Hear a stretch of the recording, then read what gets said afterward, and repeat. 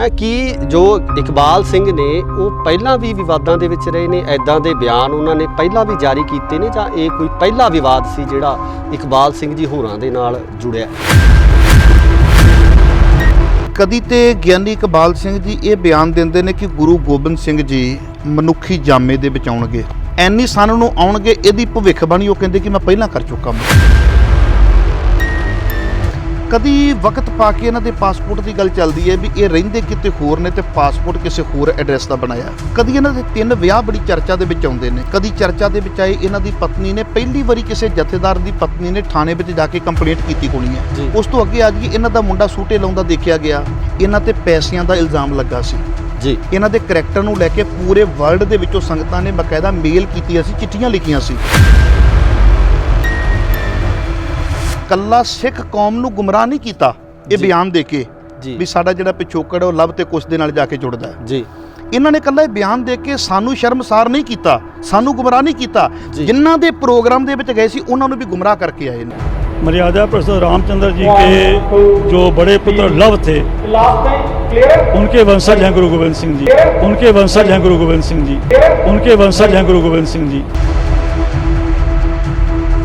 ਵੀ ਮਾਨਨੀय ਸ੍ਰੀ ਨਰਿੰਦਰ ਮੋਦੀ ਜੀ ਪ੍ਰਧਾਨ ਮੰਤਰੀ ਨੇ ਮੈਨੂੰ ਨਿਯੋਤਾ ਦਿੱਤਾ ਐਜ਼ ਏ ਤਖਤ ਸਾਹਿਬ ਦੇ ਜਥੇਦਾਰ ਹੋਣ ਦੇ ਨਾਤੇ। ਮੈਨੂੰ ਇਹ ਦੱਸਿਆ ਜਾਵੇ ਕਿਹੜੇ ਤਖਤ ਦਾ ਇਹ ਜਥੇਦਾਰ ਹੈ, ਕਲੀਅਰ ਕਰੇ ਨਾ ਪਹਿਲਾਂ ਗੱਲ। ਮੇਰਾ ਕਹਿਣ ਤੋਂ ਭਾਵ ਇਹ ਹੈ ਵੀ ਜੇ ਤੈਨੂੰ ਪਤਾ ਸੀ ਤੇਰਾ ਬੌਧਿਕ ਪੱਧਰ ਨੀਵਾਂ ਹੈ, ਤੂੰ ਪ੍ਰੋਗਰਾਮ ਦੇ ਵਿੱਚ ਪਹੁੰਚ ਗਿਆ, ਘੱਟੋ ਘੱਟ ਜਾ ਕੇ ਬੋਲ ਹੀ ਨਾ, ਜ਼ਬਾਨ ਹੀ ਬੰਦ ਰੱਖ ਲਾ। ਚਲੋ ਇਸ ਤੋਂ ਬਾਅਦ ਹੋ ਸਕਦਾ ਵੀ ਮੇਰੇ ਤੇ 4 ਬਿਆਨ ਵੀ ਆਉਣ ਆ ਗੱਲ ਤੋਂ ਬਾਅਦ, ਪਰ ਮੈਨੂੰ ਕੋਈ ਫਰਕ ਨਹੀਂ ਪੈਂਦਾ। ਮੈਂ 4 ਬੰਦਿਆਂ ਵਿੱਚ ਬਹਿਣ ਨੂੰ ਰਾਜੀ ਹਾਂ।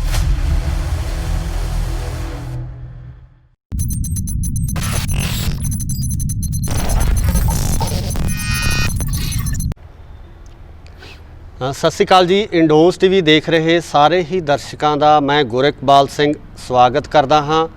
ਜਿਸ ਤਰ੍ਹਾਂ ਕਿ ਤੁਸੀਂ ਜਾਣਦੇ ਹੋ ਕਿ ਅਸੀਂ ਕੁਝ ਖਾਸ ਵਿਸ਼ਿਆਂ ਦੇ ਉੱਪਰ ਤੁਹਾਡੇ ਨਾਲ ਵਿਚਾਰ ਚਰਚਾ ਕਰਦੇ ਹਾਂ ਤੇ ਉਹਨਾਂ ਵਿਸ਼ਿਆਂ ਦੇ ਮਾਹਿਰ ਤੁਹਾਡੇ ਰੂਬਰੂ ਕਰਾਉਂਦੇ ਹਾਂ, ਜਿਨ੍ਹਾਂ ਨਾਲ ਗੱਲਬਾਤ ਕਰਕੇ ਉਹਨਾਂ ਵਿਸ਼ਿਆਂ ਦੀ ਬੈਕਗਰਾਊਂਡ ਤੇ ਉਹਨਾਂ ਦੀ ਪੂਰਨ ਜਾਣਕਾਰੀ ਤੁਹਾਨੂੰ ਦੇਣ ਦੀ ਕੋਸ਼ਿਸ਼ ਕੀਤੀ ਜਾਂਦੀ ਹੈ। ਤੇ ਅੱਜ ਵੀ ਅਸੀਂ ਕੁਝ ਇਸੇ ਤਰ੍ਹਾਂ ਦੀ ਗੱਲਬਾਤ ਜਿਹੜੀ ਕਰਨ ਵਾਸਤੇ ਸ਼੍ਰੀ ਮੁਕਤਸਰ ਸਾਹਿਬ ਪਹੁੰਚੇ ਹੋਏ ਹਾਂ, ਜਿੱਥੇ ਕਿ ਅਸੀਂ ਗੱਲਬਾਤ ਕਰਾਂਗੇ ਭਾਈ ਹਰਪ੍ਰੀਤ ਸਿੰਘ ਜੀ ਮਖੂ ਨਾਲ, ਜੋ ਕਿ ਪੰਥ ਦੇ ਵਿਦਵਾਨ ਕਥਾਵਾਚਕ ਨੇ ਤੇ ਨਾਲ ਹੀ ਨਾਲ ਉਹ ਬੜੇ ਵੱਡੇ ਜਿਹੜੇ ਵਿਚਾਰਕ ਨੇ। ਪਹਿਲਾਂ ਤਾਂ ਸਵਾਗਤ ਕਰਦਾ ਜੀ ਤੁਹਾਡਾ ਇੰਡੋਜ਼ ਟੀਵੀ ਆਸਟ੍ਰੇਲੀਆ ਤੇ, ਬਹੁਤ ਬਹੁਤ ਸਵਾਗਤ ਹੈ ਜੀ। ਬਹੁਤ ਬਹੁਤ ਮਿਹਰਬਾਨੀ ਵੀਰ ਜੀ, ਤੁਹਾਡਾ ਵੀ ਧੰਨਵਾਦੀ ਹਾਂ ਤੇ ਇੰਡੋਜ਼ ਟੀਵੀ ਦੇ ਸਾਰੇ ਦਰਸ਼ਕਾਂ ਦਾ ਧੰਨਵਾਦੀ ਹਾਂ। ਬਹੁਤ ਬਹੁਤ ਮਿਹਰਬਾਨੀ ਜੀ। ਸਭ ਤੋਂ ਪਹਿਲਾ ਸਵਾਲ ਤੁਹਾਨੂੰ ਮਖੂ ਸਾਹਿਬ ਮੈਂ ਇਹ ਕਰਨਾ ਚਾਹੁੰਦਾ ਕਿ ਪਿਛਲੇ ਦਿਨੀ ਜਥੇਦਾਰ ਇਕਬਾਲ ਸਿੰਘ ਜੀ ਵੱਲੋਂ ਇੱਕ ਬਿਆਨ ਦਿੱਤਾ ਜਾਂਦਾ ਹੈ, ਉਸ ਬਿਆਨ ਦੇ ਉੱਪਰ ਬੜੀ ਚਰਚਾ ਹੁੰਦੀ ਹੈ, ਬੜਾ ਵਿਵਾਦਤ ਵੀ ਆਪਾਂ ਉਹਨੂੰ ਕਹਿ ਸਕਦੇ ਹਾਂ ਕਿ ਜੋ ਇਕਬਾਲ ਸਿੰਘ ਨੇ ਉਹ ਪਹਿਲਾਂ ਵੀ ਵਿਵਾਦਾਂ ਦੇ ਵਿੱਚ ਰਹੇ ਨੇ, ਐਦਾਂ ਦੇ ਬਿਆਨ ਉਹਨਾਂ ਨੇ ਪਹਿਲਾਂ ਵੀ ਜਾਰੀ ਕੀਤੇ ਨੇ, ਜਾਂ ਇਹ ਕੋਈ ਪਹਿਲਾ ਵਿਵਾਦ ਸੀ ਜਿਹੜਾ ਇਕਬਾਲ ਸਿੰਘ ਜੀ ਹੋਰਾਂ ਦੇ ਨਾਲ ਜੁੜਿਆ? ਬਹੁਤ ਪਿਆਰਾ ਤੁਸੀਂ ਸਵਾਲ ਕੀਤਾ ਹੈ ਭਾਈ ਗੁਰਿਕਬਾਲ ਸਿੰਘ ਜੀ। ਇੱਥੇ ਮੈਂ ਸ਼ੁਰੂਆਤ ਵਿੱਚ ਆਪਣੇ ਇੰਡੋਜ਼ ਟੀਵੀ ਦੇ ਸਾਰੇ ਦਰਸ਼ਕਾਂ ਨੂੰ ਵੀ ਬੇਨਤੀ ਕਰਦੇ ਹਾਂ ਜੀ ਤੇ ਤੁਹਾਨੂੰ ਵੀ ਕਰਦੇ ਹਾਂ, ਕਿਉਂਕਿ ਤੁਹਾਡਾ ਨਾਮ ਗੁਰਿਕਬਾਲ ਹੈ ਤੇ ਉਹਨਾਂ ਦਾ ਨਾਮ ਇਕਬਾਲ ਸਿੰਘ ਹੈ। ਉਹ ਕਿਤੇ ਵਿੱਚੋਂ ਮੇਰੇ ਕੋਲੋਂ ਮੈਚ ਹੋ ਜਾਵੇ ਤੇ ਮੈਂ ਖਿਮਾ ਦਾ ਜਾਚਕ ਪਹਿਲਾਂ ਹੋ ਜਾਣਾ ਵਾ। ਕਈ ਵਾਰ ਹੁੰਦਾ ਵੀ ਆਪਾਂ ਸੰਬੋਧਨ ਕਰ ਰਹੇ ਹੁੰਦੇ ਹਾਂ ਤੇ ਜ਼ੁਬਾਨ 'ਚੋਂ ਥੋੜਾ ਬਹੁਤਾ ਸ਼ਬਦ ਇੱਧਰ ਉੱਧਰ ਹੋ ਜਾਂਦਾ ਜੀ। ਜਿਹੜੀ ਤੁਸੀਂ ਗਿਆਨੀ ਇਕਬਾਲ ਸਿੰਘ ਦੀ ਵੀਰ ਜੀ ਗੱਲ ਕੀਤੀ ਹੈ ਵੀ ਇਹਨਾਂ ਨੇ ਹੁਣ ਹੀ ਵਿਵਾਦਤ ਬਿਆਨ ਦਿੱਤਾ ਹੈ ਕਿ ਇਸ ਤੋਂ ਪਹਿਲਾਂ ਵੀ ਜੀ ਉਸ ਲੜੀ ਵਾਲੇ ਪਾਸੇ ਚੱਲ ਪਈਏ ਤੇ ਬਹੁਤ ਲੰਬਾ ਚੌੜਾ ਆਪਾਂ ਨੂੰ ਵਕਤ ਚਾਹੀਦਾ ਹੈ ਜੀ। ਕਦੀ ਤੇ ਗਿਆਨੀ ਇਕਬਾਲ ਸਿੰਘ ਜੀ ਇਹ ਬਿਆਨ ਦਿੰਦੇ ਨੇ ਕਿ ਗੁਰੂ ਗੋਬਿੰਦ ਸਿੰਘ ਜੀ ਮਨੁੱਖੀ ਜਾਮੇ ਦੇ ਵਿੱਚ ਆਉਣਗੇ ਜੀ, ਐਨੀ ਸਨ ਨੂੰ ਆਉਣਗੇ, ਇਹਦੀ ਭਵਿੱਖਬਾਣੀ ਉਹ ਕਹਿੰਦੇ ਕਿ ਮੈਂ ਪਹਿਲਾਂ ਕਰ ਚੁੱਕਾ ਵਾਂ। ਇਹ ਇਸ ਤਰ੍ਹਾਂ ਦੇ ਬਿਆਨ ਅੱਗੇ ਵੀ ਆਉਂਦੇ ਰਹੇ ਨੇ ਜੀ। ਜੇ ਉਦੋਂ ਨੱਥ ਪਾਈ ਜਾਂਦੀ ਤੇ ਸ਼ਾਇਦ ਇਸ ਤਰ੍ਹਾਂ ਦਾ ਬਿਆਨ ਨਾ ਦਿੰਦੇ ਜੀ। ਉਦੋਂ ਕਿਸੇ ਸੰਸਥਾ ਨੇ ਨਹੀਂ ਰੋਕਿਆ, ਮਾੜਾ ਮੋਟਾ ਬੰਦਾ ਹੋਵੇ ਨਾ ਜੀ, ਉਦੋਂ ਸਾਰਿਆਂ ਦੇ ਡੌਲੇ ਫਰਕਣ ਲੱਗ ਪੈਂਦੇ ਨੇ ਵੀ ਫਲਾਣੇ ਬੰਦੇ ਨੇ ਬਿਆਨ ਦੇ ਦਿੱਤਾ, ਕਿਵੇਂ ਦੇ ਦਿੱਤਾ, ਸਭ ਦੇ ਡੌਲੇ ਫਰਕਦੇ ਨੇ। ਪਰ ਉਹ ਮੌਕੇ ਦਾ ਸਿੰਘ ਸਾਹਿਬ ਸੀ, ਤਖਤ ਦਾ ਜਥੇਦਾਰ ਸੀ, ਉਦੋਂ ਕਿਸੇ ਨੇ ਵੀ ਉਹਦੇ ਵਿਰੁੱਧ ਜ਼ੁਬਾਨ ਨਹੀਂ ਖੋਲ੍ਹੀ। ਜੇ ਉਦੋਂ ਸਮਾਂ ਰਹਿੰਦੇ ਕਾਬੂ ਕੀਤਾ ਹੁੰਦਾ, ਅੱਜ ਇਹਨਾਂ ਬਿਆਨਾਂ ਤੱਕ ਕਦੀ ਵੀ ਅਪੜਦੇ ਨਾ। ਉਦੋਂ ਇਹਨਾਂ ਨੇ ਬਿਆਨ ਦਿੱਤਾ ਵੀ ਗੁਰੂ ਗੋਬਿੰਦ ਸਿੰਘ ਜੀ ਮਨੁੱਖੀ ਜਾਮੇ ਦੇ ਵਿੱਚ ਆਉਣਗੇ। ਇੱਥੇ ਇੰਡੋਜ਼ ਟੀਵੀ ਦੇ ਸਾਰੇ ਦਰਸ਼ਕ ਵੀ ਸੁਣਦੇ ਨੇ। ਅਸੀਂ ਅਕਸਰ ਇਹ ਗੱਲ ਕਹਿੰਦੇ ਵੀ ਗੁਰੂ ਪਾਤਸ਼ਾਹ ਜੀ ਦੇ ਬਚਨ ਸਨ ਜੀ, ਆਤਮਾ ਗ੍ਰੰਥ ਵਿੱਚ, ਸਰੀਰ ਪੰਥ ਵਿੱਚ। ਜੀ। ਜੇ ਸਰੀਰਕ ਦਿਦਾਰਾ ਕਰਨਾ ਹੋਵੇ ਗੁਰਸਿੱਖ ਦਾ ਦਿਦਾਰ ਕਰਿਆ ਜੇ, ਉਹਦੇ ਵਿੱਚ ਤੁਹਾਨੂੰ ਮੇਰੀ ਝਲਕ ਪਏਗੀ। ਬਿਲਕੁਲ। ਅਸੀਂ ਇੱਕ ਪੂਰਨ ਗੁਰਸਿੱਖ ਦੇ ਵਿੱਚੋਂ ਗੁਰੂ ਗੋਬਿੰਦ ਸਿੰਘ ਦੀ ਝਲਕ ਵੇਖਣੀ ਹੈ ਜੀ। ਤੇ ਉਸ ਸਿਧਾਂਤ ਨੂੰ ਅਸੀਂ ਬਿਲਕੁਲ ਦੁਨੀਆ ਦੇ ਅੱਗੇ ਰੱਖ ਦੇਣਾ, ਖਾਲਸਾ ਮੇਰੋ ਰੂਪ ਹੈ ਖਾਸ। ਹੁਣ ਇਹਨਾਂ ਨੇ ਉਸ ਸਿਧਾਂਤ ਦੀ ਤਖਤ ਸਾਹਿਬ ਤੇ ਬੈਠ ਕੇ ਪੂਰੀ ਰੂਪ ਦੇ ਵਿੱਚ ਖੰਡਨ ਕੀਤਾ ਜੀ। ਤੇ ਕੀ ਕਹਿ ਦਿੱਤਾ, ਗੁਰੂ ਗੋਬਿੰਦ ਸਿੰਘ ਜੀ ਮਨੁੱਖੀ ਜਾਮੇ ਵਿੱਚ ਇੰਨੇ ਸੰਨ ਦੇ ਵਿੱਚ ਆਉਣਗੇ ਜੀ। ਕਦੀ ਵਕਤ ਪਾ ਕੇ ਇਹਨਾਂ ਦੇ ਪਾਸਪੋਰਟ ਦੀ ਗੱਲ ਚੱਲਦੀ ਹੈ ਵੀ ਇਹ ਰਹਿੰਦੇ ਕਿਤੇ ਹੋਰ ਨੇ ਤੇ ਪਾਸਪੋਰਟ ਕਿਸੇ ਹੋਰ ਐਡਰੈਸ ਦਾ ਬਣਾਇਆ ਜੀ। ਕਦੀ ਇਹਨਾਂ ਦੇ 3 ਵਿਆਹ ਬੜੀ ਚਰਚਾ ਦੇ ਵਿੱਚ ਆਉਂਦੇ ਨੇ। ਇੱਥੇ ਮੈਂ ਦਰਸ਼ਕਾਂ ਦੇ ਨਾਲ ਵੀ ਬੇਨਤੀ ਕਰਦੇ ਹਾਂ, ਦਰਸ਼ਕੋ ਮੇਰਾ ਮਨੋਰਥ ਅਕਸਰ ਕੀ ਇਹ ਰਿਹਾ ਹੈ ਕਿ ਕਿਸੇ ਵੀ ਦੁਸ਼ਮਣੀ ਵੀ ਹੋਵੇ ਤਾਂ ਦੁਸ਼ਮਣੀ ਦਾ ਵੀ ਇੱਕ ਮਿਆਰ ਹੋਣਾ ਚਾਹੀਦਾ ਜੀ। ਇਹ ਥੋੜਾ ਵੀ ਜੇ ਗਿਆਨੀ ਇਕਬਾਲ ਸਿੰਘ ਨਾਲ ਮੇਰਾ ਸਿਧਾਂਤਕ ਮਤਭੇਦ ਹੈ ਤਾਂ ਮੈਂ ਇਹਨਾਂ ਦਾ ਪਰਿਵਾਰ ਵਿੱਚ ਖਿੱਚ ਲਾਂਗਾ, ਪਰ ਦੱਸਣਾ ਬੜਾ ਜ਼ਰੂਰੀ ਹੈ ਵੀ ਜਦੋਂ ਅਸੀਂ ਤਖਤ ਦੇ ਜਥੇਦਾਰ ਹੁੰਨੇ ਆ ਤੇ ਸਾਡਾ ਕਿਰਦਾਰ ਵੀ ਉਨਾ ਉੱਚਾ ਹੋਣਾ ਚਾਹੀਦਾ ਜਿੰਨੇ ਉੱਚੇ ਰੁਤਬੇ ਤੇ ਅਸੀਂ ਬੈਠੇ ਹੋਏ ਹਾਂ। ਬਿਲਕੁਲ। ਹੁਣ ਦੇਖੋ ਵੀ ਇਹਨਾਂ ਦੇ ਕਦੀ ਇਹ ਬਿਆਨ ਚਰਚਾ ਦੇ ਵਿੱਚ ਆਏ, ਕਦੀ ਉਸ ਤੋਂ ਬਾਅਦ ਇਹ ਚਰਚਾ ਦੇ ਵਿੱਚ ਆਏ 3 ਵਿਆਹਾਂ ਦੇ ਕਰਕੇ, ਕਦੀ ਚਰਚਾ ਦੇ ਵਿੱਚ ਆਏ ਇਹਨਾਂ ਦੀ ਪਤਨੀ ਨੇ ਪਹਿਲੀ ਵਾਰੀ ਕਿਸੇ ਜਥੇਦਾਰ ਦੀ ਪਤਨੀ ਨੇ ਥਾਣੇ ਵਿੱਚ ਜਾ ਕੇ ਕੰਪਲੇਂਟ ਕੀਤੀ ਹੋਣੀ ਹੈ ਜੀ। ਇਹ ਵੀ ਇਹਨਾਂ ਦੇ ਨਾਲ ਵਾਪਰਿਆ। ਉਸ ਤੋਂ ਅੱਗੇ ਆ ਜਾਈਏ, ਇਹਨਾਂ ਦਾ ਮੁੰਡਾ ਸੂਟੇ ਲਾਉਂਦਾ ਦੇਖਿਆ ਗਿਆ। ਫਿਰ ਉਸ ਤੋਂ ਵੀ ਅੱਗੇ ਆ ਜਾਈਏ, ਐਡੀ ਵੱਡੀ ਚਰਚਾ ਦਾ ਵਿਸ਼ਾ ਬਣੇ ਨੇ। ਹੁਣ ਵੀ ਤਖਤ ਸ੍ਰੀ ਪਟਨਾ ਸਾਹਿਬ ਦੀ ਮੈਨੇਜਮੈਂਟ ਕਮੇਟੀ ਦੇ ਕੋਲੋਂ ਆਪਾਂ ਪੁੱਛ ਸਕਦੇ ਹਾਂ ਜੀ। ਮੌਜੂਦਾ ਸਮੇਂ ਵਿੱਚ 4 ਕਮਰੇ ਦੱਬ ਕੇ ਬੈਠੇ ਨੇ, ਜੰਦਾ ਲਾਇਆ ਹੋਇਆ ਤੇ ਉੱਥੇ ਇੱਕ ਦਿਨ ਦਾ ਕਿਰਾਇਆ 1000 ਰੁਪਏ ਬਣਦਾ ਹੈ ਤੇ ਜੇ ਜਿਸ ਦਿਨ ਤੋਂ ਇਹਨਾਂ ਨੇ ਆਪਣਾ ਅਸਤੀਫਾ ਦਿੱਤਾ ਉਸ ਦਿਨ ਤੋਂ ਅੱਜ ਤੱਕ ਲਈਏ ਤੇ ਮੇਰੇ ਖਿਆਲ ਦੇ ਵਿੱਚ ਉੱਥੋਂ ਦੀ ਮੈਨੇਜਮੈਂਟ ਦੱਸਦੀ ਹੈ ਵੀ 42 ਲੱਖ ਕੁਝ ਹਜ਼ਾਰ ਬਣਦਾ ਹੈ ਜੀ। ਹੁਣ ਦੇਖੋ ਵੀ ਇਹ ਸਦਾ ਹੀ ਵਿਵਾਦਾਂ ਵਿੱਚ ਰਹੇ ਨੇ, ਕਦੀ ਆਪਣੇ ਬਿਆਨਾਂ ਕਰਕੇ ਵਿਵਾਦਾਂ ਵਿੱਚ ਰਹੇ ਨੇ, ਕਦੀ ਆਪਣੇ ਪਰਿਵਾਰਕ ਪਿਛੋਕੜ ਕਰਕੇ, ਕਦੀ ਆਪਣੇ ਕਰੈਕਟਰ ਕਰਕੇ। ਵਿਵਾਦਾਂ ਦੇ ਨਾਲ ਇਹਨਾਂ ਦਾ ਵਾਹ ਬੜਾ ਲੰਬਾ ਚੌੜਾ ਰਿਹਾ, ਪਰ ਜਿਹੜਾ ਆਹ ਵਿਵਾਦ ਭੱਗ ਗਿਆ ਨਾ, ਇਹ ਉਹਨਾਂ ਦੇ ਨਿੱਜੀ ਜੀਵਨ ਤੋਂ ਵੱਖਰਾ ਸੀ ਜੀ। ਜਦੋਂ ਮੰਨ ਲਓ ਮੇਰੇ ਨਿੱਜੀ ਜੀਵਨ ਦੇ ਵਿੱਚ ਕੋਈ ਗਲਤੀ ਹੋ ਜਾਂਦੀ, ਉਹ ਸ਼ਾਇਦ ਮੈਨੂੰ ਭੁਗਤਣੀ ਪੈਂਦੀ ਹੈ, ਪਰ ਜਦੋਂ ਮੈਂ ਕੌਮੀ ਰੁਤਬੇ ਤੇ ਬੈਠਾ ਹੁੰਨਾ ਤੇ ਮੇਰਾ ਜਿਹੜਾ ਬਿਆਨ ਹੁੰਦਾ ਹੈ ਨਾ, ਉਹ ਕੌਮੀ ਵੇਖਿਆ ਜਾਂਦਾ ਹੈ। ਉਹ ਕਈ ਵਾਰੀ ਕੌਮਾਂ ਨੂੰ ਭੁਗਤਣਾ ਪੈ ਜਾਂਦਾ। ਇਸ ਕਰਕੇ ਸਾਨੂੰ ਇਸ ਬਿਆਨ ਦੀ ਤਕਲੀਫ ਜ਼ਿਆਦੀ ਹੋਈ ਹੈ। ਇਹ ਸਦਾ ਹੀ ਵਿਵਾਦਾਂ ਦੇ ਵਿੱਚ ਹੀ ਰਹੇ ਨੇ। ਇੱਥੇ ਸਵਾਲ ਇੱਥੇ ਖੜਾ ਹੁੰਦਾ ਹੈ ਕਿ ਤੁਸੀਂ ਇਹਨਾਂ ਦੇ ਅਸਤੀਫੇ ਦੀ ਗੱਲ ਕੀਤੀ ਜੀ। ਤੁਸੀਂ ਇਹਨਾਂ ਨੇ ਜੋ ਜਥੇਦਾਰੀ ਦਾ ਜੋ ਅਸਤੀਫਾ ਦਿੱਤਾ, ਉਹਦੇ ਪਿੱਛੇ ਕੀ ਕਾਰਨ ਰਹੇ ਸੀ ਜਿਹਦੇ ਕਰਕੇ ਇਹਨਾਂ ਨੂੰ ਅਸਤੀਫਾ ਦੇਣਾ ਪਿਆ? ਉਹ ਵੀ ਕੋਈ ਵਿਵਾਦਤ ਘਟਨਾ ਸੀ ਜਾਂ ਕੋਈ ਹੋਰ ਇਸ ਤਰ੍ਹਾਂ ਦਾ ਮਸਲਾ ਖੜਾ ਹੋਇਆ ਜਿਸ ਕਰਕੇ ਇਹਨਾਂ ਨੂੰ ਜਥੇਦਾਰੀ ਛੱਡਣੀ ਪਈ? ਬਿਲਕੁਲ ਜੀ।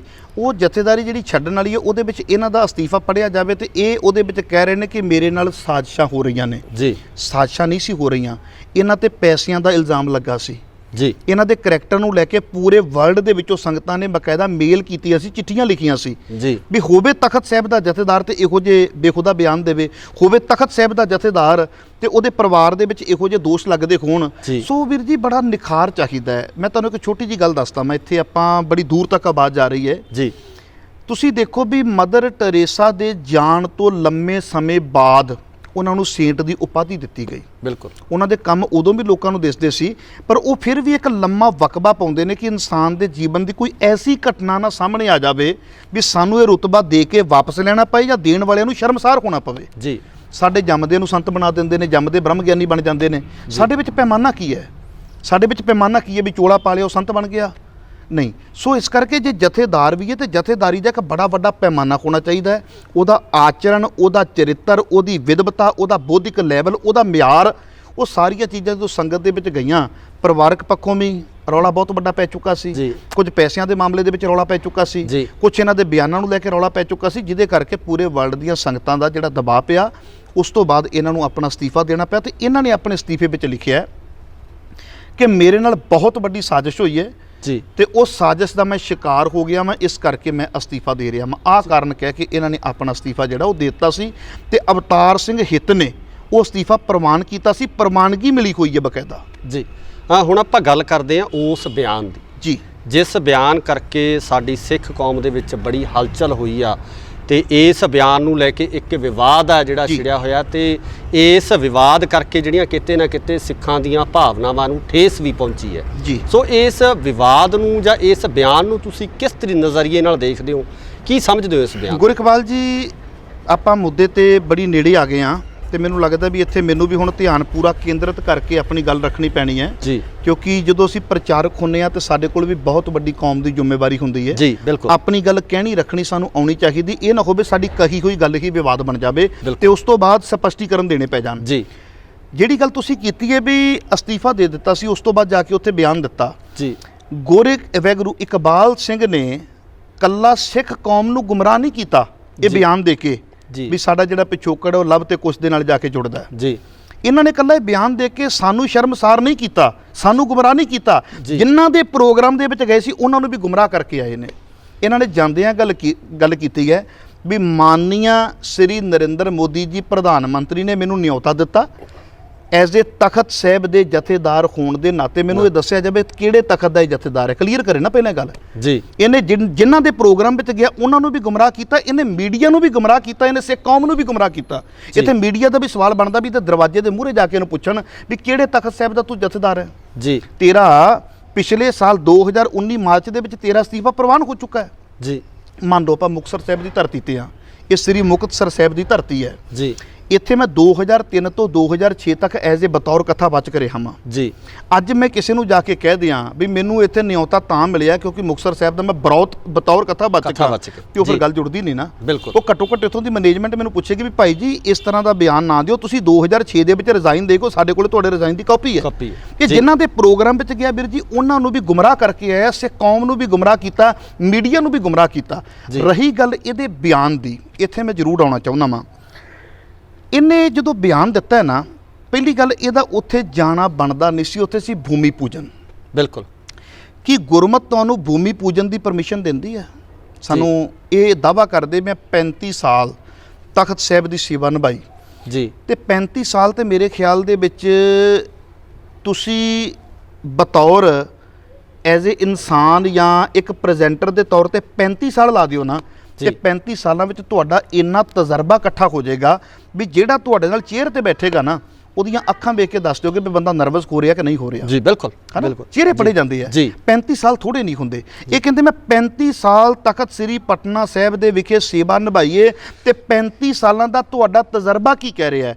ਗੁਰੂ ਗ੍ਰੰਥ ਸਾਹਿਬ ਪਾਤਸ਼ਾਹ ਮਹਾਰਾਜ ਜੀ ਦੀ ਬਾਣੀ ਦਾ ਬਚਨ ਹੈ। ਇੱਥੇ ਮੈਂ ਸਾਰੇ ਦਰਸ਼ਕਾਂ ਨੂੰ ਦੱਸਣਾ ਚਾਹੁੰਦਾ ਜੀ, ਦੁਬਦਾ ਨਾ ਪੜੋ, ਹਰ ਬਿਨ ਹੋਰ ਨਾ ਪੂਜੋ, ਮੜੈ ਮਸਾਨ ਨਾ ਜਾਈ। ਇਹ ਗੁਰਬਾਣੀ ਦਾ ਬਚਨ ਹੈ ਵੀ ਹਰ ਬਿਨ ਹੋਰ ਨਾ ਪੂਜੋ। ਇੱਥੇ ਫਿਰ ਭੂਮੀ ਪੂਜਨ ਦਾ ਸਵਾਲ ਕਿੱਥੇ ਆ ਗਿਆ? ਜਦੋਂ ਗੁਰੂ ਕਹਿੰਦੇ ਵੀ ਦੁਬਦਾ ਨਾ ਪੜੋ, ਹਰ ਬਿਨ ਹੋਰ ਨਾ ਪੂਜੋ, ਪਰਮਾਤਮਾ ਤੋਂ ਬਿਨਾਂ ਕਿਸੇ ਦੂਏ ਦੀ ਪੂਜਾ ਨਹੀਂ, ਫਿਰ ਇਹ ਕਿਸ ਹੈਸੀਅਤ ਦੇ ਨਾਲ ਉੱਥੇ ਗਏ ਹੈ? ਰੋਜ਼ ਆਪਾਂ ਜਪਜੀ ਦੀ ਬਾਣੀ ਪੜ੍ਹਦੇ ਹਾਂ ਜਿਹਦੇ ਵਿੱਚ ਜ਼ਿਕਰ ਹੁੰਦਾ ਥਾਪਿਆ ਨਾ ਜਾਏ, ਕੀਤਾ ਨਾ ਹੋਏ। ਉਹ ਪਰਮਾਤਮਾ ਨਾ ਤੇ ਮੂਰਤੀ ਵਾਂਗੂ ਸਥਾਪਨ ਕੀਤਾ ਜਾ ਸਕਦਾ ਹੈ, ਨਾ ਕਿਸੇ ਦਾ ਬਣਾਇਆ ਬਣਦਾ ਹੈ। ਹੁਣ ਜਦੋਂ ਆਹ ਗੱਲਾਂ ਸੀ ਰੋਜ਼ ਗੁਰਬਾਣੀ ਵਿੱਚ ਪੜ੍ਹਦੇ ਹੋਈਏ, ਸਾਡਾ ਉੱਥੇ ਜਾਣਾ ਨਹੀਂ ਸੀ ਬਣਦਾ। ਪਰ ਮੈਂ ਕਹਿੰਦਾ ਵੀ ਜੇ ਚਲੇ ਹੀ ਗਏ, ਜ਼ਬਾਨ ਹੀ ਬੰਦ ਰੱਖ ਲੈਂਦੇ ਫਿਰ। ਬਿਲਕੁਲ ਘੱਟੋ ਘੱਟ ਇਹਨਾਂ ਤੇ ਨਿੱਜੀ ਉਂਗਲ ਉੱਠਦੀ ਨਾ ਵੀ ਇਹ ਉੱਥੇ ਗਏ ਕਿਉਂ? ਹੋ ਸਕਦਾ ਮੇਰਾ ਵੀ ਇਹਨਾਂ ਨਾਲ ਗਿਲਾ ਖੁੰਦਾ। ਮੇਰਾ ਇਹਨਾਂ ਦੇ ਜਾਣ ਤੇ ਐਡਾ ਵੱਡਾ ਗਿਲਾ ਨਹੀਂ ਜਿੱਡਾ ਵੱਡਾ ਗਿਲਾ ਇਹਨਾਂ ਦੇ ਬਿਆਨ ਦੇ ਉੱਪਰ ਆ ਗਿਆ, ਕਿਉਂਕਿ ਇਹਨਾਂ ਦੇ ਬਿਆਨ ਨੇ ਸਾਨੂੰ ਸ਼ਰਮਸਾਰ ਕੀਤਾ। ਇਹਨਾਂ ਦੇ ਜਾਣ ਤੇ ਸਾਨੂੰ ਕੋਈ ਗੱਲਾਂ ਨਹੀਂ, ਪਰਸਨਲ ਲਾਈਫ ਹੈ, ਆਪਣੀਆਂ ਲੱਤਾਂ ਦੇ ਭਰ ਜਦੋਂ ਜਿੱਥੇ ਮਰਜ਼ੀ ਕੋਈ ਚਲਾ ਜਾਵੇ ਸਾਨੂੰ ਕੀ ਦਿੱਕਤ ਹੈ? ਜਾਵੇ 8 ਵਾਰੀ ਜਾਵੇ, ਅੱਗੇ ਵੀ ਇਹ ਜਾਂਦਾ ਰਿਹਾ, ਵਿਵਾਦਾਂ ਦੇ ਵਿੱਚ ਅੱਗੇ ਵੀ ਆਉਂਦਾ ਰਿਹਾ ਜੀ। ਇਹ ਜਾਵੇ 8 ਵਾਰੀ ਜਾਵੇ, ਮੈਂ ਕਹਿੰਦਾ ਵੀ ਰਾਤ ਜਾਵੇ ਦਿਨ ਜਾਵੇ, ਸਾਨੂੰ ਕੋਈ ਦਿੱਕਤ ਨਹੀਂ। ਹੁਣ ਜਦੋਂ ਉੱਥੇ ਗਏ ਹੈ, ਮੈਂ ਇੱਥੇ ਛੋਟੀ ਜੀ ਗੱਲ ਇੱਕ ਸਾਂਝੀ ਕਰਦੇ ਹਾਂ। ਕਹਿੰਦੇ ਵੀ ਕਿਸੇ ਦੇ ਨਾ 2 ਜਵਾਕ ਸੀ, ਉਹਨਾਂ ਨੂੰ ਹਾਕ ਪੈਂਦੀ ਸੀ ਜੀ। ਉਹਨਾਂ ਨੂੰ ਵੇਖਣ ਵਾਲੇ ਕੋਈ ਆ ਗਏ ਜੀ, ਤੇ ਮਾਂ ਨੂੰ ਥੋੜਾ ਜਿਹਾ ਮਮਤਾ ਤੇ ਹੁੰਦੀ ਹੈ ਨਾ ਵੀ ਮੇਰੇ ਪੁੱਤ ਦਾ ਘਰ ਵਸ ਜੇ, ਮੇਰੇ ਜਿਉਂਦਿਆਂ ਜਿਉਂਦਿਆਂ ਘਰ ਵਸ ਜੇ, ਰੋਟੀ ਜੋਗਾ ਖੋਜੇ। ਦੇਖੋ ਕੋਈ ਵੀ ਮਾਂ ਹੈ ਉਹ ਚਾਹੁੰਦੀ ਹੈ। ਮਾਂ ਨੇ ਸੋਚਿਆ ਵੀ ਘਰ ਵਸ ਜੇ, ਤੇ ਉਹਨਾਂ ਨੇ ਕਿਹਾ ਵੀ ਤੁਹਾਨੂੰ ਹਾਕ ਪੈਂਦੀ ਹੈ ਤੇ ਜਦੋਂ ਉਹ ਆਉਣਗੇ ਨਾ ਤੁਸੀਂ ਨਹੀਂ ਬੋਲਣਾ, ਕੋਈ ਗੱਲ ਪੁੱਛਣਗੇ ਤੇ ਅਸੀਂ ਜਵਾਬ ਦੇ ਦਿਆ ਕਰਾਂਗੇ ਜੀ। ਉਹ ਦੋਵੇਂ ਭਰਾ ਨਵੇਂ ਕੱਪੜੇ ਪਾ ਕੇ ਬਹਿ ਗਏ, ਸੱਜ ਧੱਜ ਕੇ। ਜਦੋਂ ਬੈਠੇ ਆ ਤੇ ਚਾਹ ਆਈ ਤੇ ਉਹਨਾਂ ਨੇ ਜਦੋਂ ਲੱਗੇ ਘੁੱਟ ਭਰਨ, ਹਾਕ ਪੈਂਦੀ ਸੀ। ਇੱਕ ਵਿੱਚੋਂ ਬੋਲਿਆ ਕਹਿੰਦਾ ਤੱਤੀ ਏ, ਦੂਜਾ ਲਾਗੋ ਬੋਲ ਪਿਆ ਕਹਿੰਦਾ ਪਾਪਾ ਫੂਤ ਮਾਰ ਕੇ ਪੀ ਲਾ, ਹੈ ਨਾ। ਉਹ ਸਾਰੀ ਪੋਲ ਖੁੱਲ ਗਈ ਵੀ ਇਹ ਦੋਵਾਂ ਨੂੰ ਹਾਕ ਪੈਂਦੀ। ਅਗਲੇ ਉੱਠ ਕੇ ਚਲੇ ਗਏ। ਮੇਰਾ ਕਹਿਣ ਤੋਂ ਭਾਵ ਇਹ ਹੈ ਵੀ ਜੇ ਤੈਨੂੰ ਪਤਾ ਸੀ ਤੇਰਾ ਬੌਧਿਕ ਪੱਧਰ ਨੀਵਾਂ ਹੈ, ਤੂੰ ਪ੍ਰੋਗਰਾਮ ਦੇ ਵਿੱਚ ਪਹੁੰਚ ਗਿਆ, ਘੱਟੋ ਘੱਟ ਜਾ ਕੇ ਬੋਲ ਹੀ ਨਾ, ਜ਼ਬਾਨ ਹੀ ਬੰਦ ਰੱਖ ਲਾ ਜੀ। ਹੁਣ ਇਹਨੇ ਜ਼ਬਾਨ ਬੰਦ ਨਹੀਂ ਰੱਖੀ ਤੇ ਉੱਥੇ ਜਾ ਕੇ ਇਹਨੇ ਬਿਆਨ ਦਿੱਤਾ। ਬਿਆਨ ਦੇ ਕੇ ਇਹ ਬੜੀ ਵੱਡੀ ਚਰਚਾ ਦਾ ਵਿਸ਼ਾ ਬਣ ਗਿਆ।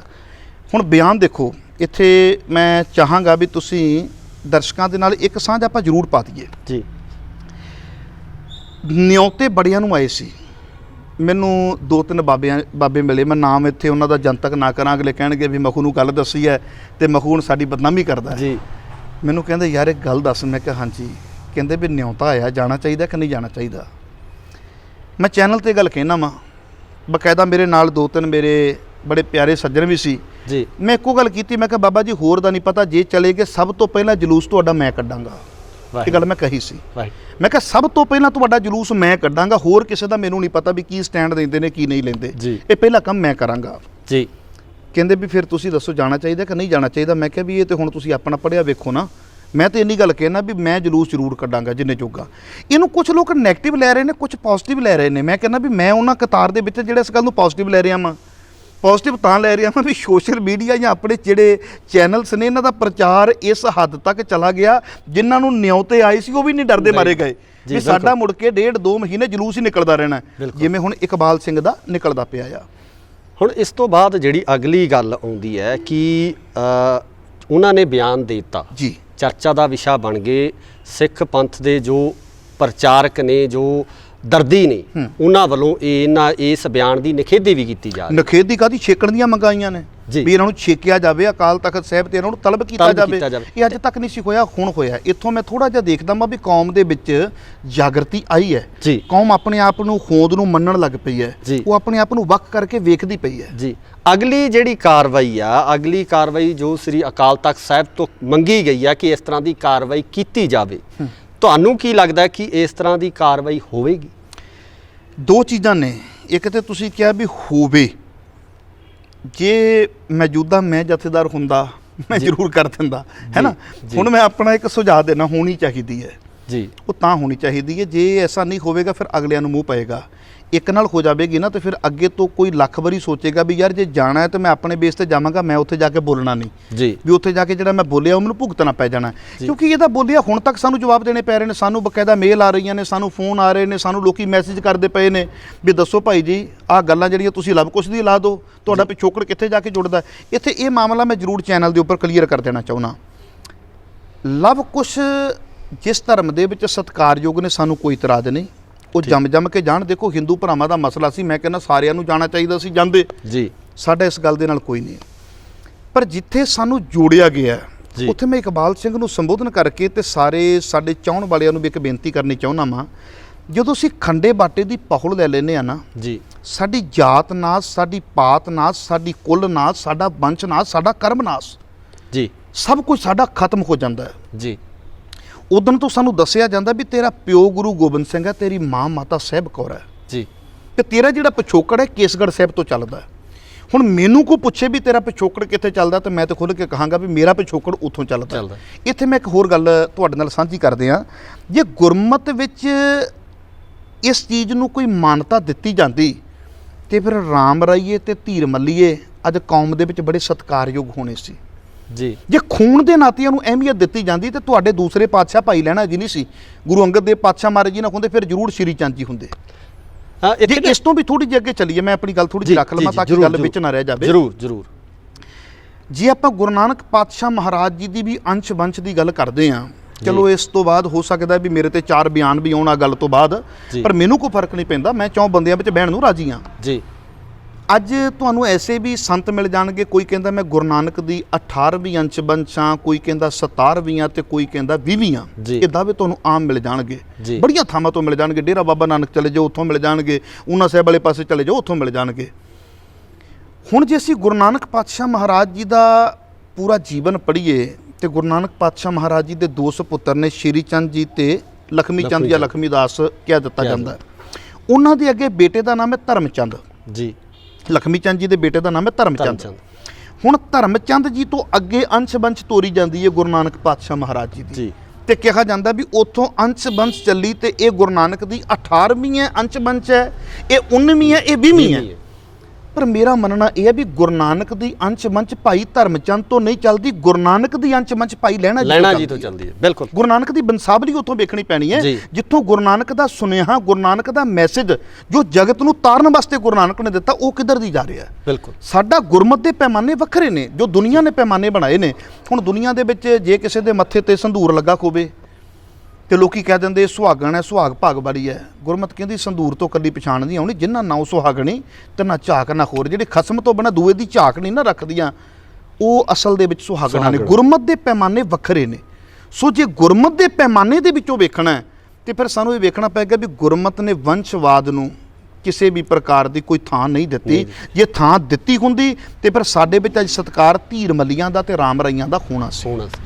ਇੱਕ ਹੋਰ ਜਿਹੜਾ ਇਸੇ ਸਵਾਲ ਤੇ ਮੈਂ ਵਾਪਸ ਆਉਣਾ ਦੁਬਾਰਾ, ਤੇ ਇੱਕ ਨਿੱਜੀ ਚੈਨਲ ਨੂੰ ਇੰਟਰਵਿਊ ਦੇ ਵਿੱਚ ਗਿਆਨੀ ਇਕਬਾਲ ਸਿੰਘ ਜੀ ਕਹਿ ਰਹੇ ਹੈ ਕਿ ਜਿਨ੍ਹਾਂ ਨੇ ਸੂਰਜ ਪ੍ਰਕਾਸ਼ ਨੂੰ ਪੜ੍ਹਿਆ, ਜਿਨ੍ਹਾਂ ਨੇ ਸੂਰਜ ਪ੍ਰਕਾਸ਼ ਨੂੰ ਵਾਚਿਆ, ਅਗਰ ਉਹਨਾਂ ਨੂੰ ਇਸ ਤੋਂ ਗਿਆਨ ਲਿਆ ਤਾਂ ਉਹ ਕਦੇ ਵੀ ਇਸ ਗੱਲ ਤੋਂ ਮੁਨਕਰ ਨਹੀਂ ਹੋ ਸਕਦੇ ਕਿ ਅਸੀਂ ਲਵ ਕੁਸ਼ ਦੀ ਵੰਸ਼ ਚੋਂ ਆ ਜਾਂ ਸਿੱਖ ਇੱਥੋਂ ਅੱਗੇ ਚੱਲੇ ਆ।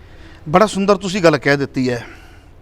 ਇਹ ਗੱਲ ਗਿਆਨੀ ਇਕਬਾਲ ਸਿੰਘ ਕਲੀਅਰ ਕਰ ਦੇਣ ਕਿ ਗੁਰਪ੍ਰਤਾਪ ਸੂਰਜ ਗ੍ਰੰਥ ਦੀ ਹਰ ਗੱਲ ਦੀ ਕਥਾ ਉੱਥੇ ਕਰਦੇ ਆ ਜੀ, ਇਹ ਗੱਲ ਕਲੀਅਰ ਕਰ ਦੇਣ ਜੀ, ਕਿਉਂਕਿ ਬਕਾਇਦਾ ਇਹਨਾਂ ਨੇ ਪਿਛਲੇ ਸਮੇਂ ਦੇ ਵਿੱਚ ਜਦੋਂ ਗੁਰਪ੍ਰਤਾਪ ਸੂਰਜ ਗ੍ਰੰਥ ਦੇ ਉੱਪਰ ਉਂਗਲ ਉੱਠੀ ਹੈ, ਵਿਵਾਦ ਭਖਿਆ ਨਾ, ਇਹਨਾਂ ਨੇ ਉਦੋਂ ਗੱਲ ਕਹੀ ਹੈ ਵੀ ਅਸੀਂ ਉਹ ਚੀਜ਼ ਸੁਣਾਉਂਦੇ ਆ ਜਿਹੜੀ ਗੁਰਮਤ ਦੀ ਕਸਵੱਟੀ ਤੇ ਹੁੰਦੀ ਹੈ, ਜਿਹੜੀਆਂ ਗੱਲਾਂ ਗੁਰਮਤ ਦੀ ਕਸਵੱਟੀ ਤੇ ਨਹੀਂ ਹੁੰਦੀਆਂ ਅਸੀਂ ਉਹ ਪੇਜ ਛੱਡ ਦਿੰਨੇ ਆ। ਬਕਾਇਦਾ ਇਹ ਗੱਲਾਂ ਇਹਨਾਂ ਨੇ ਕਹੀਆਂ ਨੇ ਜੀ, ਤੇ ਇਹ ਵੀ ਗੱਲਾਂ ਇੱਥੋਂ ਤੱਕ ਆਈਆਂ ਸੀ ਵੀ ਨਿਸ਼ਾਨੀਆਂ ਲੱਗੀਆਂ ਹੁੰਦੀਆਂ ਜੀ ਪਹਿਲਾਂ, ਕਿਉਂਕਿ ਉਹਨਾਂ ਗ੍ਰੰਥਾਂ ਦੀ ਕਥਾ ਅੱਗੇ ਕਈਆਂ ਵਿਦਵਾਨਾਂ ਨੇ ਕੀਤੀ ਹੁੰਦੀ ਹੈ, ਉੱਥੇ ਨਿਸ਼ਾਨੀਆਂ ਲੱਗੀਆਂ ਹੁੰਦੀਆਂ ਵੀ ਆਹ ਗੱਲਾਂ ਗੁਰਮਤ ਦੇ ਅਨੁਕੂਲ ਨਹੀਂ, ਇਸ ਕਰਕੇ ਇਹ ਗੱਲਾਂ ਨਹੀਂ ਕੀਤੀਆਂ ਜਾਣੀਆਂ ਚਾਹੀਦੀਆਂ। ਯਾਨੀ ਇਕਬਾਲ ਸਿੰਘ ਇਸ ਗੱਲ ਦਾ ਖੁਲਾਸਾ ਕਰਦੇ ਨੇ ਕਿ ਗੁਰਪ੍ਰਤਾਪ ਸੂਰਜ ਗ੍ਰੰਥ ਦੀ ਹਰ ਗੱਲ ਜਿਹੜੀ ਹੈ ਕਿ ਉਹਦੀ ਕਥਾ ਗੁਰੂ ਦੀ ਹਜ਼ੂਰੀ ਵਿੱਚ ਕਰਦੇ ਨੇ, ਆਪਣੇ ਆਪ ਜਵਾਬ ਕਲੀਅਰ ਹੋ ਜਾਏਗਾ। ਇੱਕ ਹੋਰ ਬੜਾ ਵੱਡਾ ਜਿਹੜੀ ਸੰਗਤ ਦੇ ਵਿੱਚ ਆ ਖਾਸ ਕਰਕੇ ਜੇ ਆਪਾਂ ਗੱਲ ਕਰੀਏ ਨਾ, ਇੱਕ ਸ਼ੰਕਾ ਜਿਹੜੀ ਕਿ ਖਾਸ ਕਰਕੇ ਜਿਸ ਤਰ੍ਹਾਂ ਤੁਸੀਂ ਗੱਲ ਕੀਤੀ ਹੈ ਕਿ ਸੂਰਜ ਪ੍ਰਕਾਸ਼ ਵਿਵਾਦਾਂ ਦੇ ਵਿੱਚ ਵੀ ਕਈ ਵਿਵਾਦ ਆ ਜਿਹੜੇ ਇਸ ਗ੍ਰੰਥ ਨਾਲ ਜੁੜੇ ਹੋਏ ਆ ਕਿ ਸੂਰਜ ਪ੍ਰਕਾਸ਼ ਜਿਹੜਾ ਹੈਗਾ ਸੰਗਤ ਉਸ ਨੂੰ ਮੰਨੇ ਜਾਂ ਉਹ ਜਿਹੜਾ ਸਿੱਖ ਧਰਮ ਦੀ ਜੋ ਕਸੌਟੀ ਹੈ, ਸਿੱਖ ਧਰਮ ਦਾ ਜੋ ਸਿਧਾਂਤ ਹੈ, ਉਸ ਸਿਧਾਂਤ ਦੇ ਉੱਪਰ ਇਹ ਗ੍ਰੰਥ ਪੂਰਾ ਉਤਰਦਾ। ਦੋ ਗੱਲਾਂ ਮੈਂ ਇੱਥੇ ਬੜੀਆਂ ਕਲੀਅਰ ਕਰਨੇ ਚਾਹੁੰਦਾ। ਪਹਿਲੀ ਤੇ ਗੱਲ ਇਹ ਵੀ ਇਹ ਮਾਮਲੇ ਪੰਥ ਦੇ ਵਿਹੜੇ ਦੇ ਵਿੱਚ ਵਿਚਾਰਨੇ ਚਾਹੀਦੇ ਨੇ। ਜੇ ਮੈਂ ਕੱਲਾ ਆਪਣੇ ਵੱਲੋਂ ਕੋਈ ਫੈਸਲਾ ਦੇ ਦਿਆਂ ਉਹ ਕੋਈ ਮਾਇਨੇ ਨਹੀਂ ਰੱਖਦਾ। ਇੱਥੇ ਸਵਾਲ ਫੇਰ ਖੜਾ ਹੋ ਵਿਹੜੇ ਦੇ ਵਿੱਚ ਵਿਚਾਰਨੇ ਚਾਹੀਦੇ ਨੇ। ਇੱਥੇ ਗੱਲ ਕਰਨੀ ਚਾਹੂੰਗਾ ਕਿ ਤੁਸੀਂ ਵਿਚਾਰਨ ਦੀ ਪੰਥ ਦੇ ਵਿਹੜੇ ਦੇ ਵਿੱਚ ਗੱਲ ਕੀਤੀ, ਫਿਰ ਵਿਚਾਰੇਗਾ ਕੌਣ? ਜੀ ਸਾਡਾ ਤਖਤ ਹੈ, ਤਖਤ ਸਾਹਿਬ ਸਾਡਾ ਮੰਨਣਯੋਗ ਆ, ਅਸੀਂ ਉਸ ਦੇ ਸੁਣਾਏ ਹੋਏ ਹਰ ਇੱਕ ਫੈਸਲੇ ਨੂੰ, ਸਾਡੀ ਸਰਕਾਰ ਆ, ਸਿੱਖ ਪੰਥ ਦੀ ਸਰਕਾਰ ਅਕਾਲ ਤਖਤ ਸਾਹਿਬ ਹੈ, ਅਕਾਲ ਤਖਤ ਸਾਹਿਬ ਦੇ ਉੱਪਰ ਇਹ ਜਿਹੜੇ ਮਾਮਲੇ ਆ, ਇਹ ਜਿਹੜੇ ਮਸਲੇ ਆ ਕਿਉਂ ਨਹੀਂ ਵਿਚਾਰੇ ਜਾ ਰਹੇ, ਕਿਉਂ ਇਹਨਾਂ ਦੀ ਸ਼ੰਕਾਵਾਂ ਦੀ ਨਿਵਰਤਾ ਕਿਉਂ ਨਹੀਂ ਕੀਤੀ ਜਾ ਰਹੀ? ਇਸ ਗੱਲ ਨੂੰ ਮੈਂ ਕਲੀਅਰ ਕਰ ਦਿੰਦਾ ਵਾਂ ਜੀ। ਜਿਵੇਂ ਮੈਂ ਪਹਿਲਾਂ ਦੱਸਿਆ ਸੀ, ਮੈਂ ਕੱਲਾ ਅੱਜ ਬੋਲ ਦਿਆਂਗਾ ਏਡਾ ਵੱਡਾ ਵਜ਼ਨ ਨਹੀਂ ਰਹਿਣਾ। ਪੰਥ ਦੇ ਵਿਹੜੇ ਦੇ ਅੰਦਰ ਜੇ ਅਕਾਲ ਤਖਤ ਸਾਹਿਬ ਕੋਈ ਪੈਨਲ ਬਣਾ ਦਿੰਦੇ ਨੇ ਜੀ, ਉਸ ਪੈਨਲ ਦੇ ਵਿੱਚ ਬੈਠ ਕੇ ਕੋਈ 10 ਵਿਦਵਾਨ 15 ਵਿਦਵਾਨ ਹੋਰਾਂ ਲੋਕਾਂ ਦੇ ਸੁਝਾਅ ਲਏ ਜਾਣ, ਉਹਦੇ ਵਿੱਚੋਂ ਇੱਕ ਨਵੀਂ ਗੱਲ ਕੱਢੀ ਜਾ ਸਕਦੀ ਹੈ। ਜਿਹੜੀ ਗੱਲ ਤੁਸੀਂ ਕਹੀ ਹੈ ਵੀ ਗੁਰਪ੍ਰਤਾਪ ਸੂਰਜ ਗ੍ਰੰਥ ਨੂੰ ਕੋਈ ਮੰਨੇ ਕਿ ਨਾ ਮੰਨੇ, ਇਹਦੇ ਬਾਰੇ ਤੁਹਾਡਾ ਕੀ ਖਿਆਲ ਆ? ਜੀ ਮੇਰਾ ਭਾਜੀ ਮੰਨਣਾ ਹੈ ਵੀ ਜਦੋਂ ਗੁਰਮਤ ਦੀ ਤੁਹਾਡੀ ਪਕੜ ਬੜੀ ਮਜ਼ਬੂਤ ਹੁੰਦੀ ਹੈ ਨਾ, ਤੁਸੀਂ ਕਿਸੇ ਵੀ ਘਟਨਾ ਨੂੰ ਗੁਰਮਤ ਦੀ ਰੋਸ਼ਨੀ ਵਿੱਚ ਪੇਸ਼ ਕਰ ਸਕਦੇ ਹੋ। ਨਾਲੇ ਪ੍ਰਚਾਰਕ ਤੇ ਹੋਣਾ ਹੀ ਹੰਸ ਬਿਰਤੀ ਚਾਹੀਦਾ ਹੈ। ਪ੍ਰਚਾਰਕ ਜਿਹੜਾ ਬੜਾ ਹੰਸ ਬਿਰਤੀ ਹੋਣਾ ਚਾਹੀਦਾ ਵੀ ਮੈਂ ਮੋਤੀ ਚੁਗ ਲੈਣੇ ਨੇ ਉਹਦੇ ਵਿੱਚੋਂ, ਗ੍ਰੰਥ ਕੋਈ ਵੀ ਹੋਵੇ, ਮੈਂ ਉਹਦੇ ਵਿੱਚੋਂ ਜਿਹੜੀਆਂ ਗੁਰਮਤ ਦੀਆਂ ਗੱਲਾਂ ਨੇ ਚੁਗ ਕੇ ਆਪਣੇ ਸਰੋਤਿਆਂ ਨੂੰ, ਆਪਣੇ ਚਾਹਣ ਵਾਲਿਆਂ ਨੂੰ, ਗੁਰੂ ਪਿਆਰੀ ਸਾਧ ਸੰਗਤ ਨੂੰ ਅੱਗੇ ਦੇ ਦੇਣੇ ਨੇ। ਇਹ ਉਹਨੇ ਦੇਖਣਾ ਵੀ ਜਿਹੜੀ ਗੱਲ ਗੁਰਮਤ ਦੀ ਕਸਵੱਟੀ ਦੇ ਉੱਪਰ, ਦੇਖੋ ਇੱਕ ਗੱਲ ਹੋਰ ਮੈਂ ਦੱਸ ਦਿਆਂ, ਹਿਸਟਰੀ ਵੱਖੋ ਵੱਖਰੇ ਵਿਦਵਾਨਾਂ ਨੇ ਲਿਖੀ ਹੈ ਜੀ। ਫੋਰ ਐਗਜ਼ਾਮਪਲ ਮੈਂ ਤੁਹਾਨੂੰ ਇੱਕ ਛੋਟੀ ਜਿਹੀ ਉਦਾਹਰਨ ਦੇ ਦਿੰਦਾ ਵਾਂ। ਬਾਪੂ ਸੋਹਣ ਸਿੰਘ ਸੀਤਲ ਕਹਿੰਦੇ ਨੇ ਬਿਦਾਵਾ ਲਿਖਿਆ ਨਹੀਂ ਗਿਆ ਜੀ, ਬਾਕੀ ਵਿਦਵਾਨ ਕੁਝ ਮੰਨਦੇ ਨੇ ਬਿਦਾਵਾ ਲਿਖਿਆ ਗਿਆ ਜੀ। ਜੇ ਆਪਾਂ ਮੁਕਤਸਰ ਸਾਹਿਬ ਦੀ ਧਰਤੀ ਦੀ ਗੱਲ ਕਰੀਏ ਤੇ ਇੱਥੇ ਦੋ ਥਾਵਾਂ ਦੀ ਗੱਲ, ਕੁਝ ਰਾਮਿਆਣੇ ਦਾ ਜ਼ਿਕਰ ਕਰਦੇ ਨੇ ਬਿਦਾਵੇ ਦਾ, ਕੁਝ ਇੱਥੇ ਦਾ ਜ਼ਿਕਰ ਕਰਦੇ ਨੇ, ਰਾਮਿਆਣਾ ਵੀ ਲਾਗੇ ਪੈ ਜਾਂਦਾ ਜੀ। ਜੇ ਪ੍ਰੋਫੈਸਰ ਸਾਹਿਬ ਸਿੰਘ ਦੀ ਗੱਲ ਕਰੀਏ ਤੇ ਉਹਨਾਂ ਨੇ ਲਿਖਿਆ, ਕਹਿੰਦੇ ਕਿ ਬਿਦਾਵਾ ਅਸਲ ਦੇ ਵਿੱਚ ਹੋਇਆ ਨਹੀਂ ਸੀ, ਉਹ ਜਿਹੜੇ ਸਰਸਾ ਦੇ ਵਿੱਚ ਰੁੜ ਗਏ ਸੀ ਤੇ ਰੁੜ ਕੇ ਆਪੋ ਆਪਣੇ ਪਿੰਡਾਂ ਨੂੰ ਗਏ, ਲੋਕੀ ਉਹਨਾਂ ਨੂੰ ਬਿਦਾਵੀ ਆਖਣ ਲੱਗ ਪਏ। ਹੁਣ ਇੱਕ ਚੀਜ਼ ਦੇ ਉੱਪਰ ਕਿੰਨੀਆਂ ਵਿਚਾਰਾਂ ਆ ਗਈਆਂ, ਬਿਲਕੁਲ ਠੀਕ ਹੈ, ਆ ਗਈਆਂ। ਹੁਣ ਵਿਦਵਾਨਾਂ ਨੇ ਵੱਖੋ ਵੱਖਰੀ, ਜਿੰਨਾ ਆਪਾਂ ਗਲਤ ਵੀ ਨਹੀਂ ਕਹਿ ਸਕਦੇ, ਜਿੰਨਾ ਕਿ ਕਿਸੇ ਨੂੰ ਖੋਜ ਦਾ ਸਾਜੋ ਸਮਾਨ ਮੁਹੱਈਆ ਹੋਇਆ ਉਨੀ ਉਹ ਗੱਲ ਕਰ ਗਿਆ ਜੀ। ਅੱਜ ਉਹ ਚਲੇ ਗਏ ਵਿਦਵਾਨ, ਅੱਜ ਉਹਨਾਂ ਤੇ ਮੈਂ ਕਿੰਤੂ ਕਰਾਂ ਸ਼ੋਭਾ ਨਹੀਂ ਦਿੰਦਾ, ਜਿੰਨੀ ਕੁ ਉਹਨੂੰ ਸਮੱਗਰੀ ਮੁਹੱਈਆ ਹੋਈ ਉਹ ਆਪਣੀ ਗੱਲ ਲਿਖ ਗਏ। ਹੁਣ ਅਗਲਿਆਂ ਨੇ ਦੇਖਣਾ ਵੀ ਇਹਨਾਂ ਦੀਆਂ ਲਿਖੀਆਂ ਹੋਈਆਂ ਗੱਲਾਂ ਵਿੱਚੋਂ ਗੁਰਮਤ ਦੀ ਕਸੌਟੀ ਤੇ ਕਿਹੜੀ ਗੱਲ ਖਰੀ ਉਤਰਦੀ ਹੈ, ਉਹ ਚੁੱਕ ਕੇ ਰੱਖ ਲੈਣੀ ਚਾਹੀਦੀ ਹੈ। ਸੋ ਹਿਸਟਰੀ ਲਿਖੀ ਹੈ ਵਿਦਵਾਨਾਂ ਨੇ, ਇਹਦੇ ਵਿੱਚ ਥੋੜਾ ਬਹੁਤਾ ਹੋ ਸਕਦਾ ਹੈ ਕਿਸੇ ਵਿਦਵਾਨ ਨੇ ਆਪਣੀ ਸੋਚ ਮੁਤਾਬਕ ਕੁਝ ਲਿਖ ਦਿੱਤਾ, ਕਿਸੇ ਨੇ ਕੁਝ ਲਿਖ ਦਿੱਤਾ, ਪਰ ਗੁਰਬਾਣੀ ਤੇ ਗੁਰੂ ਪਾਤਸ਼ਾਹ ਜੀ ਦੀ ਲਿਖੀ ਹੋਈ ਹੈ ਤੇ ਮੈਨੂੰ ਕੋਈ ਸ਼ੰਕਾ ਨਹੀਂ ਹੈ ਜੀ। ਬਿਲਕੁਲ। ਤੇ ਫਿਰ ਮੈਨੂੰ ਇਹ ਦੇਖਣਾ ਚਾਹੀਦਾ ਵੀ ਜਿਹੜੀ ਗੱਲ ਗੁਰਬਾਣੀ ਦੀ ਕਸਵੱਟੀ ਤੇ ਖਰੀ ਉਤਰਦੀ ਹੈ ਉਹ ਸੰਗਤ ਵਿੱਚ ਪੇਸ਼ ਕਰਦੇ ਆ, ਜਿਹੜੀ ਗੱਲ ਗੁਰਬਾਣੀ ਦੇ ਸਿਧਾਂਤ ਨੂੰ ਰੱਦ ਕਰਦੀ ਪਈ ਹੈ ਉਹ ਗੱਲ ਨੂੰ ਮੈਂ ਛੱਡ ਦਿਆਂ।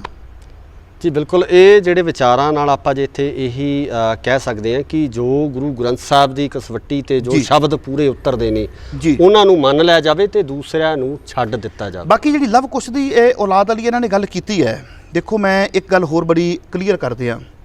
ਕਮਲ ਦਾ ਫੁੱਲ ਹੁੰਦਾ ਕਿੱਥੋਂ ਨਿਕਲਦਾ ਹੈ? ਚਿੱਕੜ ਦੇ ਵਿੱਚੋਂ। ਹੁਣ ਕਮਲ ਦਾ ਫੁੱਲ ਬੜਾ ਸੋਹਣਾ ਲੱਗਦਾ ਹੈ, ਬੜਾ ਪਿਆਰਾ ਲੱਗਦਾ ਹੈ, ਪਰ ਨਿਕਲਿਆ ਚਿੱਕੜ ਦੇ ਵਿੱਚੋਂ ਹੈ। ਜਿਹੜੇ ਸਾਨੂੰ ਲਵ ਕੁਸ਼ ਦੀ ਔਲਾਦ ਕਹਿੰਦੇ ਨੇ, ਜੇ ਉਹਨਾਂ ਨੂੰ ਮੈਂ ਕਹਿ ਦਿਆਂ ਵੀ ਇਹ ਜਿਹੜਾ ਕਮਲ ਹੈ ਇਹ ਤੇ ਹੁਣ ਕਮਲ ਹੈ, ਹੁਣ ਚਿੱਕੜ ਦੀ ਗੱਲ ਕਰਨ ਦਾ ਫਾਇਦਾ ਨਹੀਂ, ਫਿਰ ਇਹਨੇ ਕਹਿਣਾ ਸਾਡੇ ਧਰਮ ਤੇ ਕਿੰਤੂ ਕਰਦਾ ਪਿਆ। ਠੀਕ ਹੈ, ਫਿਰ ਜਵਾਬ ਤੇ ਉਸੇ ਟੋਨ ਦੇ ਵਿੱਚ ਆਵੇਗਾ ਨਾ ਜਿਸ ਟੋਨ ਦੇ ਵਿੱਚ ਤੁਸੀਂ ਸਾਨੂੰ ਕਰੋਗੇ, ਉਸੇ ਟੋਨ ਦੇ ਵਿੱਚ ਫਿਰ ਜਵਾਬ ਆਏਗਾ, ਐਕਸ਼ਨ ਦਾ ਰਿਐਕਸ਼ਨ ਤੇ ਆਵੇਗਾ। ਸੋ ਦੇਖੋ, ਗੁਰਮਤ ਨੇ ਵੰਸ਼ਵਾਦ ਨੂੰ ਕੋਈ ਕਿਸੇ ਪ੍ਰਕਾਰ ਦੀ ਅਹਿਮੀਅਤ ਨਹੀਂ ਦਿੱਤੀ। ਰਹੀ ਗੱਲ ਜੇ ਹੀਰੇ ਦਾ ਪਿਛੋਕੜ ਵੇਖੀਏ ਤੇ ਹੀਰੇ ਦਾ ਪਿਛੋਕੜ ਕੋਲਿਆਂ ਦੇ ਨਾਲ ਜਾ ਮਿਲੇਗਾ ਤੇ ਫਿਰ ਆਪਾਂ ਕੀ ਕਹਾਂਗੇ ਵੀ ਇਹਦਾ ਪਿਛੋਕੜ ਇੱਥੇ ਸੀ। ਸੋ ਹੀਰੇ ਦੀ ਕੀਮਤ ਆਪਣੀ ਉਹਦੇ ਗੁਣ ਕਰਕੇ ਹੈ। ਸੋ ਗੁਰਮਤ ਨੇ ਸਾਨੂੰ ਇੱਕ ਬੜਾ ਨਿਵੇਕਲਾ ਜਿਹਾ ਰੂਪ ਦੇ ਦਿੱਤਾ, ਕਹਿਣ ਲੱਗੇ ਵੀ ਤੇਰਾ ਪਿੱਛਾ ਗਿਆ, ਤੇਰਾ ਪਿਛੋਕੜ ਖਤਮ ਹੈ, ਹੁਣ ਆਪਣਾ ਪਿਛੋਕੜ ਛੱਡ ਕੇ ਆਪਣੇ ਪ੍ਰੈਜ਼ੈਂਟ ਤੋਂ ਆਪਣੇ ਭਵਿੱਖ ਦੀ ਤਰਤੀਬ ਬਣਾ। ਜੀ ਵੀਰ ਜੀ, ਤੁਸੀਂ ਸਾਡੇ ਨਾਲ ਬਹੁਤ ਵਧੀਆ ਵਿਚਾਰਾਂ ਕੀਤੀਆਂ ਇਸ ਮਸਲੇ ਦੇ ਉੱਪਰ, ਜਿਹੜੀ ਤੁਸੀਂ ਪੂਰਨ ਤੌਰ ਤੇ ਵਿਆਖਿਆ ਕੀਤੀ ਹੈ, ਤੇ ਕੁਝ ਜਿਹੜੇ ਸਾਡੀਆਂ ਸੰਗਤਾਂ ਜਾਂ ਸਾਡੇ ਦਰਸ਼ਕ ਨੇ ਜਿਹੜੇ ਸੁਣਨ ਵਾਲੇ ਨੇ, ਚਾਹਣ ਵਾਲੇ ਨੇ, ਉਹਨਾਂ ਨੂੰ ਵੀ ਮੈਨੂੰ ਲੱਗਦਾ ਕਿ ਇਸ ਪੂਰੇ ਮਾਮਲੇ ਦੇ ਉੱਤੇ ਸਾਫ਼ ਸਪਸ਼ਟ ਜਿਹੜਾ ਹੋ ਗਿਆ ਹੋਣਾ ਕਿ ਇਸ ਬਿਆਨ ਦਾ ਸਿੱਖ ਧਰਮ ਨਾਲ ਕਿੰਨਾ ਕੁ ਸੰਬੰਧ ਹੈ, ਜਾਂ ਗਿਆਨੀ ਇਕਬਾਲ ਸਿੰਘ ਨੇ ਜੋ ਉਹਨਾਂ ਦਾ ਕਿਸ ਤਰ੍ਹਾਂ ਦਾ ਪਿਛੋਕੜ ਹੈ, ਕਿਸ ਤਰ੍ਹਾਂ ਉਹ ਵਿਵਾਦਾਂ ਨਾਲ ਜੁੜੇ ਰਹੇ ਆ। ਤੁਹਾਡਾ ਬਹੁਤ ਬਹੁਤ ਧੰਨਵਾਦ, ਤੁਸੀਂ ਸਾਨੂੰ ਆਪਣੇ ਕੀਮਤੀ ਸਮੇਂ ਦੇ ਵਿੱਚੋਂ ਸਮਾਂ ਕੱਢ ਕੇ ਦਿੱਤਾ, ਸਾਡੇ ਨਾਲ ਗੱਲਬਾਤ ਕੀਤੀ। ਗੁਰਇਕਬਾਲ ਜੀ, ਦਿਲ ਦੀਆਂ ਗਹਿਰਾਈਆਂ ਤੋਂ ਤੁਹਾਡਾ ਧੰਨਵਾਦੀ ਹਾਂ, ਤੁਹਾਡੀ ਸਾਰੀ ਟੀਮ ਦਾ ਧੰਨਵਾਦੀ ਹਾਂ, ਤੇ ਇੰਡੋਜ਼ ਟੀਵੀ ਦੇਖ ਰਹੇ ਸਾਰੇ ਹੀ ਦਰਸ਼ਕਾਂ ਦਾ ਦਿਲ ਦੀਆਂ ਗਹਿਰਾਈਆਂ ਤੋਂ ਧੰਨਵਾਦੀ ਹਾਂ। ਸੋ ਦੋਸਤੋ, ਸਮੇਂ-ਸਮੇਂ ਤੇ ਤੁਹਾਡੇ ਰੂਬਰੂ ਜ਼ਰੂਰ ਹੋਇਆ ਕਰਾਂਗਾ। ਮੇਰਾ ਬੜਾ ਪਿਆਰ ਹੈ ਵੀਰ ਜੀ ਦੇ ਨਾਲ, ਜਦੋਂ ਮੈਨੂੰ ਨਿੱਘਾ ਜਿਹਾ ਪਿਆਰਾ ਜਿਹਾ ਨਿਉਤਾ ਦਿੰਦੇ ਨੇ ਤੇ ਮੈਂ ਹਾਜ਼ਰ ਹੋ ਜਾਂਦਾ ਵਾਂ। ਪਰ ਮੈਂ ਇਹ ਗੱਲ ਜ਼ਰੂਰ ਕਹਿਣੀ ਚਾਹੁੰਦਾ ਕਿ ਜਦੋਂ ਵੀ ਕੋਈ ਇਸ ਤਰ੍ਹਾਂ ਦੀ ਚੀਜ਼ ਆ ਜਾਂਦੀ ਹੈ ਤੇ ਉਦੋਂ ਇੱਕੋ ਗੱਲ ਨਾ ਕਹਿ ਦਿਆ ਕਰੋ, ਹਾਏ ਸਾਡੀ ਕੌਮ ਦਾ ਕੀ ਬਣੇਗਾ। ਆਮ ਕਰਕੇ ਅਸੀਂ ਉਹ ਲੋਕ ਹਾਂ ਜੋ ਕਿਸੇ ਦਾ ਧਰਮ ਬਚਾ ਲੈਂਦੇ, ਸਾਥੋਂ ਆਪਣਾ ਕਿਉਂ ਨਾ ਬਚੇਗਾ, ਸਵਾਲ ਇੱਕ ਇਹ ਆ ਜਾਂਦੀ ਹੈ। ਸੋ ਇਸ ਕਰਕੇ ਬੜੇ ਉਸ ਚੀਜ਼ ਨੂੰ ਲਿਆ ਕਰੋ ਵੀ ਇਸ ਕਸਵੱਟੀ ਦੇ ਵਿੱਚੋਂ ਕੀ ਨਿਕਲਿਆ। ਪਹਿਲੀ ਤੇ ਗੱਲ ਇਹ ਵੀ ਇੱਕਾ ਦੁੱਕਾ ਉੱਥੇ ਗਏ, ਬਾਕੀ ਸਾਰੀ ਕੌਮ ਇੱਕ ਪਾਸੇ ਹੋ ਗਈ। ਸਾਨੂੰ ਇਹ ਗੱਲਾਂ ਵਿਚਾਰ ਲੈਣੀਆਂ ਚਾਹੀਦੀਆਂ ਨੇ। ਨੰਬਰ 2 ਦੇ ਉੱਪਰ ਜਿਹੜਾ ਚਲਾ ਗਿਆ ਸਗੋਂ ਪਰਖਿਆ ਗਿਆ ਵੀ ਸਾਡਾ ਹੈ ਹੀ ਨਹੀਂ ਸੀ। ਸੋ ਇਸ ਕਰਕੇ ਇਹਨੂੰ ਪੋਜ਼ਿਟਿਵ ਆਪਾਂ ਲੈ ਲਿਆ ਕਰੀਏ, ਨਾ ਕਿ ਇਸ ਨੂੰ ਆਪਾਂ ਨੈਗੇਟਿਵ ਲਈਏ। ਸੋ ਤੁਹਾਡਾ ਧੰਨਵਾਦ, ਸਾਰੇ ਦਰਸ਼ਕਾਂ ਦਾ ਧੰਨਵਾਦ ਜੀ। ਫਤਿਹ ਦੀ ਸਾਂਝ ਕਰੀਏ ਜੀ। ਵਾਹਿਗੁਰੂ ਜੀ ਕਾ ਖਾਲਸਾ, ਵਾਹਿਗੁਰੂ ਜੀ ਕੀ ਫਤਿਹ।